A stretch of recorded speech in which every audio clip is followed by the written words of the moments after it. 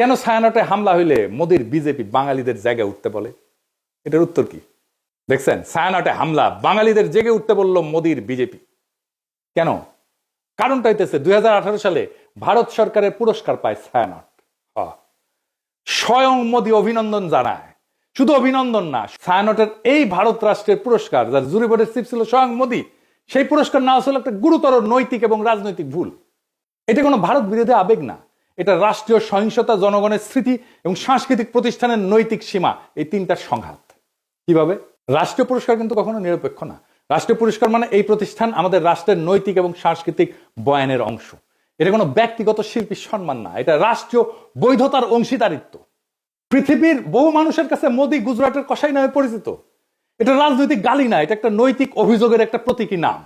বাংলাদেশে মোদি অসম্ভব ঘৃণার পাত্র। বাংলাদেশে মোদি বিরোধিতা কোনো বিমূর্ত বিষয় না, বাস্তব ঘটনা।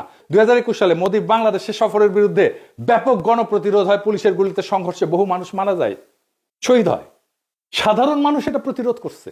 কেউ এটা অস্বীকার করলে সে ইতিহাস অস্বীকার করতেছে। এখন প্রশ্ন হইতেছে, যে ব্যক্তির আগমনের বিরুদ্ধে বাংলাদেশের মানুষ জীবন দেয়, তার নেতৃত্বাধীন জুরি বোর্ডের মনোনয়নের পুরস্কার নেয় একটা রাষ্ট্রের কাছ থেকে, ছায়ানটের কিভাবে সংস্কৃতি বলে চালায়। আর সেই রাষ্ট্রের কাছ থেকে, যেই রাষ্ট্রের বর্তমান সরকার মুসলিম নিধন, নাগরিক বঞ্চনাকে স্বাভাবিক করে তুলছে, কাশ্মীর থেকে দিল্লি সব জায়গায় এটা প্রমাণ আছে।